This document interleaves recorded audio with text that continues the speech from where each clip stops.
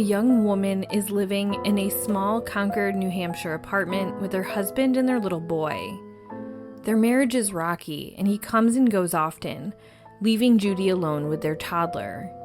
During those stretches, she was said to have been uneasy and fearful, convinced someone might break in. Neighbors didn't quite understand her worry until one summer day in 1975, Judy was found dead inside her apartment. In the decades since, investigators have looked closely at several suspects, some of whom have since passed away. Yet, nearly 50 years later, hope remains that modern technology might finally reveal the truth about who killed Judy. I'm your host, Megan, and each week on A Simpler Time True Crime, I cover older unsolved cases and challenge the idea that a simpler time means a safer time. This week, I'm bringing to you the unsolved murder of Judy Lord.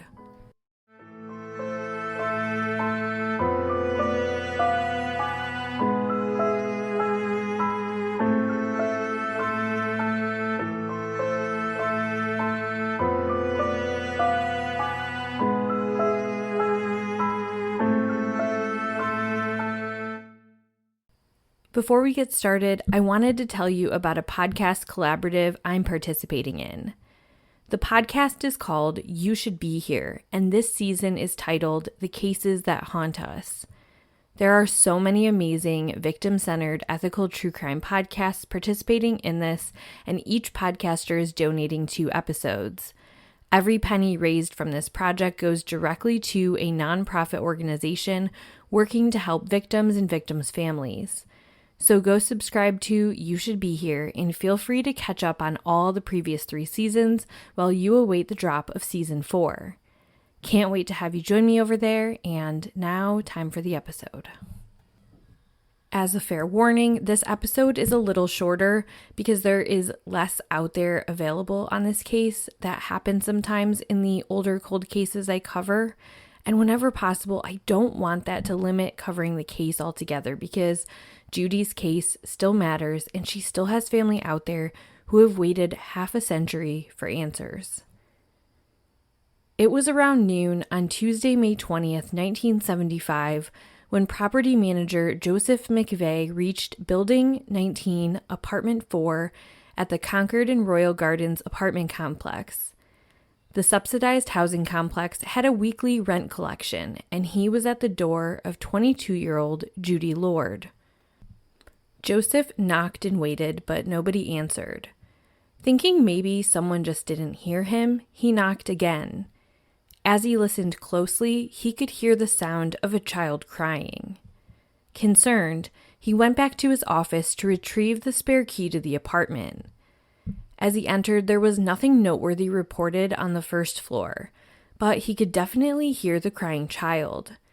As he went to the second floor, he stumbled into a gruesome scene.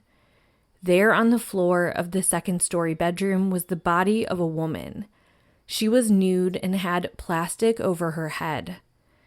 Thankfully, in the room next door, her 17-month-old son, Gregory Jr., was unharmed. McVeigh rushed out of the unit and called for police. The scene was cordoned off, but that didn't stop neighbors from gathering and discussing what could have possibly happened. Early newspaper articles show photos of neighbors gathered on their patios watching as the body was taken away for an autopsy. The victim indeed was 22-year-old Judy Lord. Judy had moved into the 2-bedroom apartment with her husband, Gregory Lord Sr., just a couple of months prior. Judy was born in Maine to Maurice and Nellie Arnold, and she had a huge family. She had 4 brothers and 9 sisters. At a point, they relocated to New Hampshire, and she lived in a town just south of Concord. She attended the Pembroke Academy for high school, but ended up dropping out before finishing. I couldn't find out how she met her future husband Gregory, but she was a bit older than him, nearly 3 years his senior. When he was 17 years old, he joined the military, and he and Judy got married. He was stationed over in Germany, and Judy spent some time behind in New Hampshire before joining him there to live on base. Judy gave birth to their child, Gregory Jr., in 1973 in Germany. The couple then moved back to the U.S. in 1975, and Judy and Gregory Sr. settled into the apartment around February or March of 75. Neighbors were quick to pick up on the couple's marital issues. Greg was 19 years old at this point, and Judy had turned 22. Judy frequently would talk about how she loved her husband, but found him immature, and the two argued constantly. These spats came to a head in early May of 1975, just a few weeks before her murder. Judy and Gregory had a serious argument and Gregory left. Or Judy kicked him out. We don't really know for sure. Gregory's grandmother lived across the way in another building in the same apartment complex, and so he went and lived with her.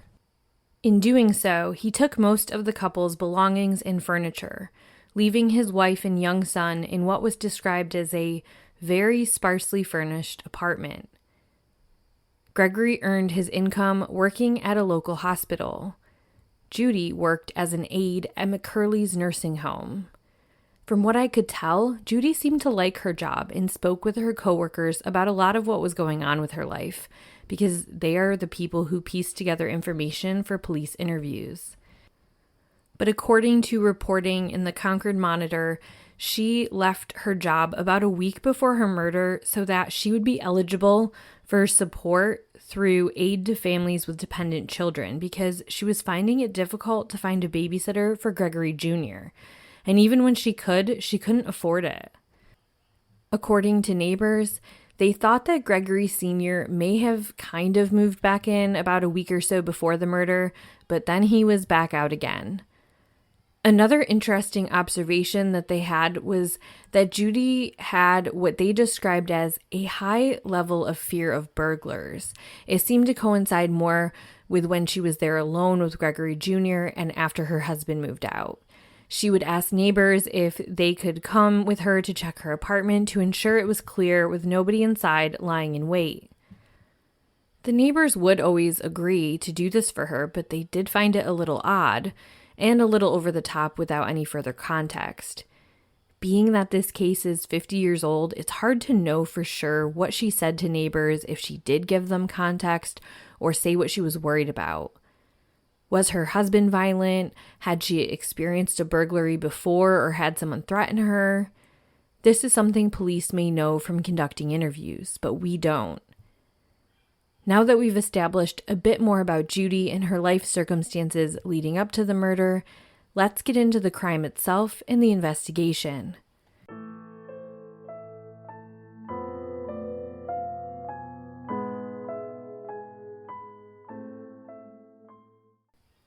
Judy's movements on the evening prior to her murder went something like this.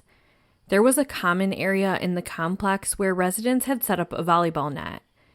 Judy had been at this, playing volleyball with people who lived at Concord and Royal Gardens until about 10:30 p.m. on Monday the 19th.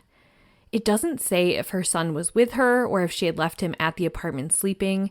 That's unclear. What we do know is that after she wrapped up the volleyball game, she sat outside on the patio of a neighbor and they had a soda before heading back to her apartment for the night. And to be clear, I mean she went back to her apartment alone. Neighbors reported hearing screams at around 1:30 a.m., with one saying they heard a voice that sounded like Judy saying, "Leave me alone." One neighbor thought that the sound was coming from outside of the apartment, and one neighbor thought it was coming from the inside. When asked why they didn't call police or check on Judy, one neighbor said to the Concord Monitor, quote, "In a normal neighborhood, you'd be concerned if you heard a scream like that, but up here, it's nothing," end quote. I dug in to learn a bit more about the neighborhood, and what I found out was that it was pretty prone to drugs and crime. The townhomes were built to be subsidized low-income housing, and they were built about 5 years before Judy's murder. A later article from the early 2000s that talked about a new property owner coming in and revamping the whole place and cracking down on crime discussed how the neighborhood had been before that. In the years after Judy's murder, a 16-year-old boy shot and killed 14-year-old Greg Pope. Break-ins were somewhat common, with residents saying they were going to arm themselves or sleep with a bat under their bed. Distribution of drugs was so blatant that it took place right in the parking lots in broad daylight, but those selling drugs also took over the resident laundry areas on site as a home base, and people were too scared to go do their laundry, so they would leave the property and go to a laundromat. The playgrounds were covered in graffiti and poorly maintained. You get the picture. Unfortunately, this is the reality of where people have to live when they're having trouble making ends meet, particularly single moms at a time like this with Judy.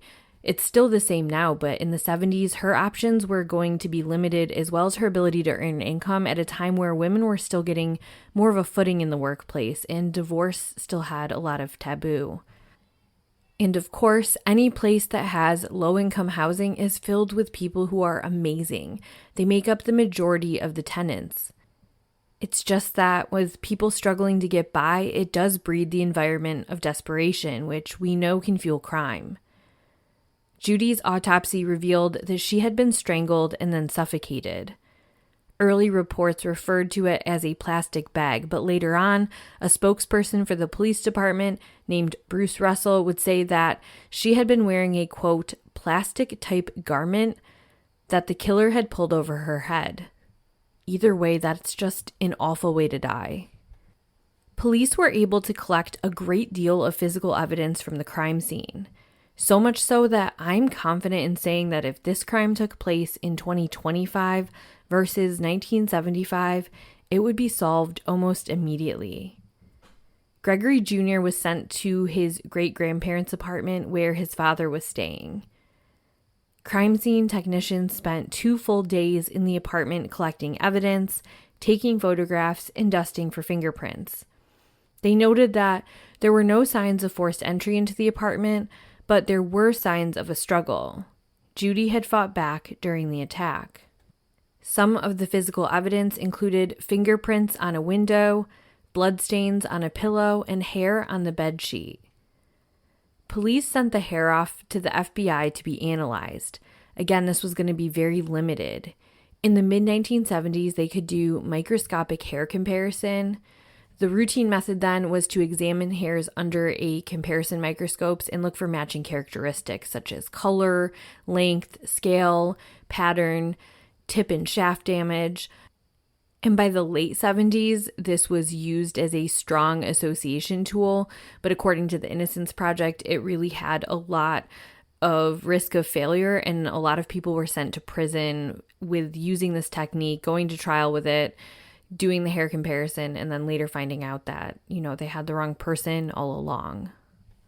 In addition to doing the hair comparison, they could also do class level conclusions, such as saying, is it a human hair versus an animal hair? Is it a pubic hair versus a body hair? Roughly pigmented, or if it was dyed, and if it was consistent with a suspect's hair. But it couldn't uniquely identify one person. And it was said that in the era before DNA, examiners sometimes overstated their certainty, which is how we got these wrongful convictions. By mid-75, investigators told the press that they had 3 suspects who all lived at the complex at the time, and that none of them would give samples that they were requesting, which was hair, saliva, and semen. It's unclear if Gregory Lord Sr. was included in this because, remember, even though he moved out, he was still living in the complex with his grandmother. All I could find was that Gregory was interviewed in his wife's murder. He wouldn't speak to the media on the advice of his attorney, and that was kind of that. He retrieved more of his belongings from the apartment when the crime scene was cleared a few days after the murder, and that's mostly the last we hear of him. But going back to the bodily samples, 1975 was an interesting time for this ask because recent federal court hearings had forbidden body samples to be taken without consent from the suspect until an indictment had been returned. The need to have probable cause was aligned with the constitutional right against self-incrimination. Investigators on Judy Lord's case pushed this through the court system because they felt that this was going to be the key to solving Judy's case. In the time it took to do this, one of the 3 suspects came forward and offered their bodily samples as well as a polygraph test, which they passed. That suspect was eliminated. And then the FBI analysis of the hair came back, and investigators said that their findings automatically eliminated another one of the suspects, leaving just one. A little later, we'll find out why that is, but in real time, it wasn't known to the public why the second suspect was ruled out. In November of 1975, the request for investigators in Concord to be able to legally obtain bodily samples from their one suspect referred to in court documents as John Doe reached the New Hampshire Supreme Court. Investigators argued that the request was reasonable because the samples already had general physical characteristics that matched their suspect. The lawyer for the suspect argued that while that may be true, the hair characteristic could appear the same as a lot of people's, and that as a standalone, that shouldn't be enough. In the end, the New Hampshire Supreme Court quietly sided with the investigators, and within hours of that ruling, John Doe was taken to the hospital for a sample. It was at this time that investigators did finally confirm that Judy Lord had been sexually assaulted. A source close to the investigation told the papers at the time that an arrest was imminent. But here I am, 50 years later, still telling you about this unsolved case, so that obviously didn't happen. After this stir, the case went quiet. Her case was briefly mentioned in the local paper in the spring of '76 to basically update that there were no updates. And that's really how it went for decades. Judy's case would be listed amongst other crimes occurring in the area at the time. In 1985, there was an article that ran that talked about 38 unsolved New Hampshire murders over 20 years, and Judy's case was highlighted in that. In August of '89, there was another article, specific to Merrimack County, New Hampshire, that talked about their 9 unsolved murders from the preceding 20 years. And that's the thing. New Hampshire, for being the small state that it was and all of its quiet New England charm, it had a lot of unsolved murders around the time of Judy's. Some are still unsolved to this day. Just a few years after Judy's murder took place, the Connecticut River Valley murderer began his reign of terror. Within a year of Judy's murder, an elderly woman named Madeline Krause was strangled to death in her home in Nashua. And besides murders, there were tons of missing persons cases. But none of them really bore a ton of similarities to Judy's murder. In the 1989 article that gave updates on unsolved cases, there was some information shared by Bruce Russell, the former director of investigations for Concord Police. He said that in their analysis of the collections from the suspect, they matched his fingerprint to something found at the crime scene, and that the fingerprint was found on an unlocked window that was located in a way that appeared that the person slid the window open and then used it to gain entry. Russell said that at the time it just wasn't enough to arrest the man because they said it would have taken a lot more than that, and it would have been a much bigger home run had they found the fingerprint inside the apartment.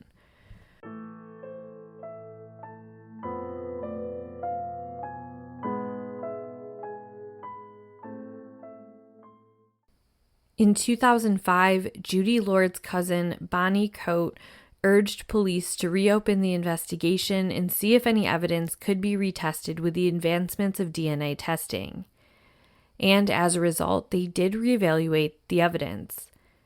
And finally, in 2005, they named their prime suspect, previously referred to only as John Doe. The man's name was Ernest Stanberry. He was a neighbor of Judy Lord's at the time. His fingerprint matched the one found on the window. Ernest was also a black man, and the hair was said to have belonged to an African-American man. As such, we can assume that as they were ruling out those 3 suspects, the other 2 must have been white men. According to an article in the Concord Monitor, investigators said that he had entered Judy's apartment approximately 10 days before her murder at 2 a.m. and told her that he wanted to see her nude. Judy had reported this incident to her coworkers, and it was their impression that she was very afraid of him. I wonder if Ernest is the reason why she was always asking neighbors to clear her apartment before she'd go in. If Ernest is Judy's killer, he can't be tried. According to investigators, he was murdered in California in 1987, the victim of a stabbing. Interestingly enough, I couldn't find any record of this stabbing anywhere, and some sources even imply that some believe Ernest Stanberry was an alias. Let's say Ernest was the killer, I now just have more questions than answers. With DNA advancements, why haven't they been able to conclusively tie the case to him? Have they destroyed all physical evidence, or were samples used up? With Judy having such a fear of him, how did he make entry into her apartment that first time 10 days before? And then, if Judy was so security conscious, how was her window left unlocked? To be clear, I am not coming from a place of victim blaming whatsoever. Simply curiosity with how this behavior doesn't align with some of her other safety behavior and protocols she was taking. And what caused him to leave in that prior incident after breaking into her apartment and propositioning her? In that 2005 article, police shared they had multiple suspects, but Stanberry was the only one they named publicly. So was it Stanberry? Was he obsessed with her and stalking her? Did his infatuation cause him to enter that apartment through an unlocked window that night and this time finish up what he intended to do 10 days prior? Was it a crime of passion and someone with a romantic connection to her? Did someone see her playing volleyball maybe with men that night? Or perhaps her soda was sitting there with a male neighbor. They never did specify. And did that make the killer jealous? The DNA may end up revealing who it was, but I'm not sure we will ever find out why. Gregory Lord Sr. died of cancer in 2019. His son, Gregory Jr., was not listed in his obituary. He had remarried and had another family, and it's unclear what happened to Judy's son after her murder.